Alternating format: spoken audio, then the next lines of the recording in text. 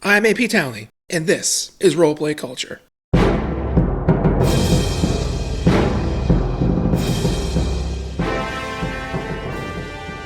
There are a couple of ways to classify divinity in D&D. Whether you're praying to a god or the Earth Mother, you receive power from another source.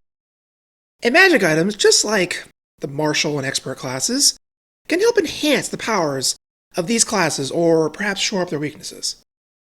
The classes I'm talking about are the Cleric, the Druid, and yes, even the Warlock.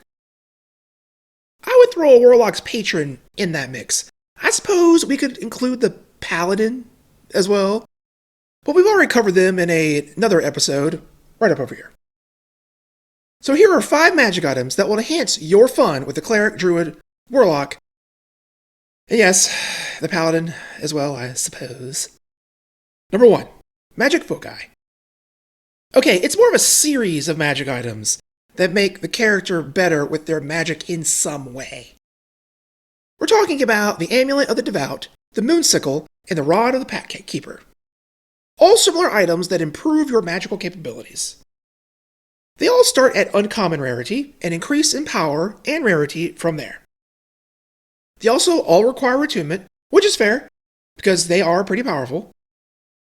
The Rod of the Pact Keeper is the simplest, so we'll start there. It gives a Warlock a plus to their spell attack rolls and their saving throw DCs, equal to +1 for uncommon, +2 for rare, and +3 for very rare. They can also, as an action, recharge a Warlock spell slot once per day. This is great for Warlocks who, for the most of their career, will only ever have 2 spell slots. Sure, they come back on a short rest, but being able to generate another Hunger of Hadar or a Hex is always awesome. The Amulet of the Devout is for clerics and paladins as well. It is much like the other magic items in that it requires attunement and has a plus based on its rarity to attack rolls and saving throw DCs to the spells. And once per day, they can use their channel divinity an extra time without having to rest to recharge it. Many of the spells that cleric use, like Whole Person or Spirit Guardians, have saving throws and they can be hard to push through on tough opponents. And don't even get me started on recharging a channel divinity. Some of these abilities for clerics, and paladins as well, are really, really strong, depending on the subclass. I'm looking at you, Twilight Cleric! You talking to me? Are you nuts? Come at me! And then there is the Moonsicle for Druids and Rangers, which I'm embarrassed to admit, never gave much more than a passing look to. But that's a shame, because this item gives even more than the other two. Same as the others, it requires attunement, gives a +1 for uncommon, +2 for rare, +3 for very rare. The plus goes to the spell attack rolls, as well as the saving throw DCs. And it goes to the attack and damage rolls of the sickle itself, making it a magic weapon. And when you cast a healing spell, you add a d4 to the hit points restored. And as far as I can tell, this would stack with Goodberry, making each berry heal 1d4 +1 instead of just 1. And there are 10 of them. Yeah, that's a lot of cool packed into one little magic item. Number 2, Tome of Understanding. Reading books are supposed to make you smarter, right? Well, apparently, reading these books can make you a lot of things. There are a bunch of these, very rare books, one for each ability score. This specific one is for wisdom. So here is how they work. You study the book for 48 hours over the course of 6 or fewer days, so that's 8 hours a day. That's some serious final exam cramming. Once you've finished your study marathon, your wisdom score increases by 2, and the maximum wisdom score increases by 2 as well, so up to 22. And this change is permanent.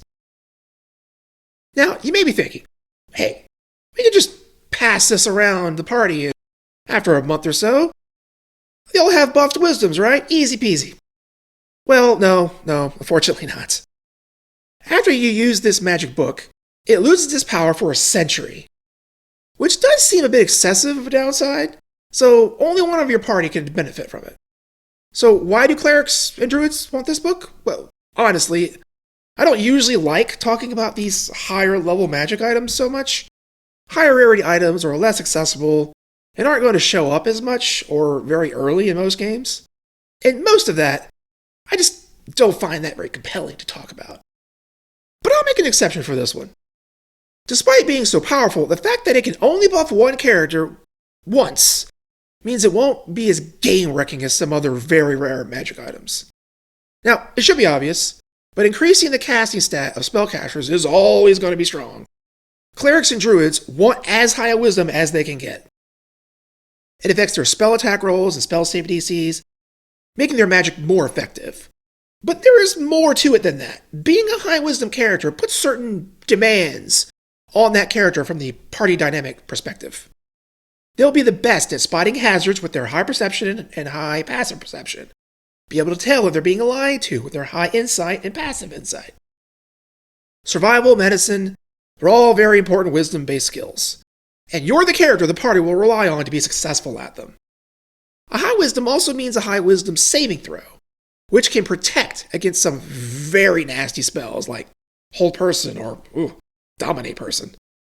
So yeah, this item buffs your wisdom. And no one wants that more than the Cleric and Druid.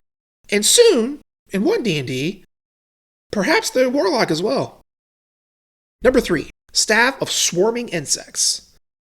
What could be more biblical than calling down a plague of locusts? The only good bug is a dead bug. This magic staff has one of the lowest rarities of all magic staves at rare. It requires attunement, but that's okay because it's worth it. Like most magic staves, it has 10 charges that recharge 1d6 plus 2 charges at dawn. There are 3 uses for those charges. First, for 4 charges, you can cast a giant insect spell. This is a druid-only spell, which is cool, that lets you transform 10 centipedes, 5 wasps, 3 spiders, or 1 scorpion into giant versions of themselves. A giant scorpion is essentially a big bug tank, and 3 spiders throwing webs around could control a whole battlefield. For 5 charges, you can cast Insect Plague, which has a massive 300-foot range and puts down a 20-foot radius swarm of insects, obscuring the area and making it difficult terrain. When the spell is cast, or when a creature starts their turn there, or when they enter there for the first time in a round, they take 4d10 piercing damage, or half on a successful Constitution save throw. And finally, for 1 charge, you can use this unique action to create a cloud of insects that radiates 30 feet from you. This cloud heavily obscures everyone in the cloud except you, meaning essentially everyone but you is blind. They would have disadvantage on attack rolls, and because you're not blinded, you would have an advantage on your attack rolls. This would be great for clerics and druids, but awesome for a warlock with Eldritch Blast. And frankly, the warlock just needs all the magic it can get. I like this stat because it's kind of creepy with summoning bugs. I think it's a real thematic to have a druid just embrace the gross parts of nature. Embrace the rot, decay, and the bugs. They're just as important parts of nature as all that tree-hunging junk.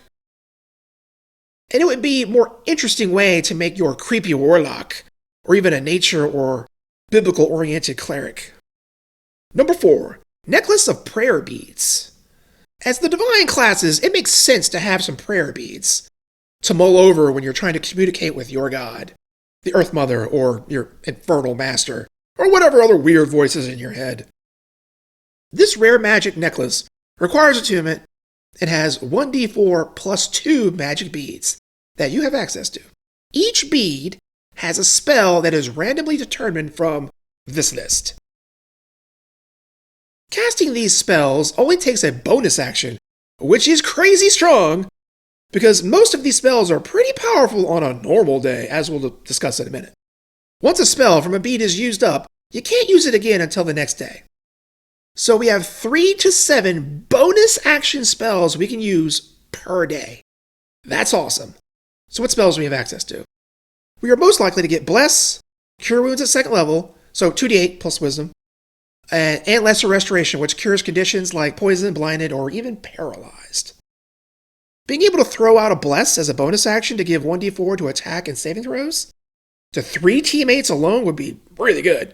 And remember, Bless is not available to Druid, so bonus.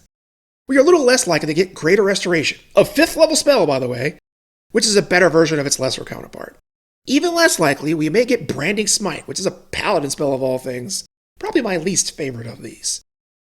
And the 2 least likely grabs are Planar Ally and Windwalk, both unique spells to the Cleric and Druid respectively. You can summon a freaking angel to come down and rescue you, or turn your entire party and then some into wind with a flying speed of 300 feet, which lasts for 8 hours and doesn't require concentration. Yeah, that might actually break some games, but it'll be fun, right? Being able to give all this extra magic to the divine classes seems really appropriate and thematic. There is just one little hitch. Technically, this item can only be used by clerics, druids, and paladins, so no warlocks allowed. But since warlock magic comes from some otherworldly being, I think it fits with them just fine. Talk to your DM about it. Asmodeus knows they all need the magical support they can get. And for the DMs out there, know that this list for the beads isn't set in stone. It's just an example, and you're encouraged to make your own customized list. Number 5, Rod of Absorption. This is an interesting item that I don't think I've ever seen anyone use in 5th edition, and honestly, kind of forgot about it. Which is no excuse because it's pretty strong. This very rare item requires attunement, which is very rare. As a reaction, when targeted by a spell, you simply cancel the spell effects by simply absorbing the magic into the rod. Now, there are a few caveats here. The spell can only target you, so disintegrate, yes. Fireball, no. Whole person, yes. Hypnotic pattern, no. Got it? Good. You absorb the spell level of charges, not the spell itself, just its level. So that disintegrate gives the rod 6 charges. It can contain up to 50 charges before it can absorb no more. And if you have to absorb more than 50 levels of spells in an encounter, then you, my friend, are having a bad day. Oh, you're having a bad day? Did you die? I got shot. But did you die? You can then use those stored spell levels to replace your own spell slots to cast your own spells. But nothing over 5th level. You can't send that disintegrate back at your opponent, but you could cast your own Spike Growth, Spirit Guardians, or Hunger of Hadar.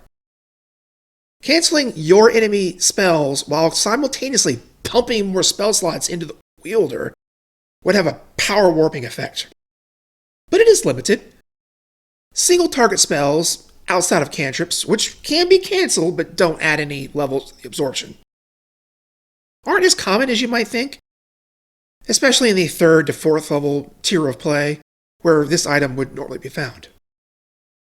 So I think it's balanced pretty well. And as usual, the Warlock can really use that help. Been saying that a lot in this video. As an honorable mention, the Illusionist Bracers are pretty cool. They let you, when you use an action to cast a cantrip, cast that same cantrip again with bonus action. It'd be really interesting to have a Cleric blast out 2 Tolls of the Dead, or a Druid whipping enemies with 2 Thorn Whips. But if you're crazy enough to give this to a Warlock with Eldritch Blast, then you deserve what happens to you and your game. Well, that is 5 magic items for the Divine classes at D&D 5e. If you want more videos like this, then you're going to subscribe, smash the like button, ring the bell, leave your comments below about what magic items you think are appropriate, and I'll see you in the parlor.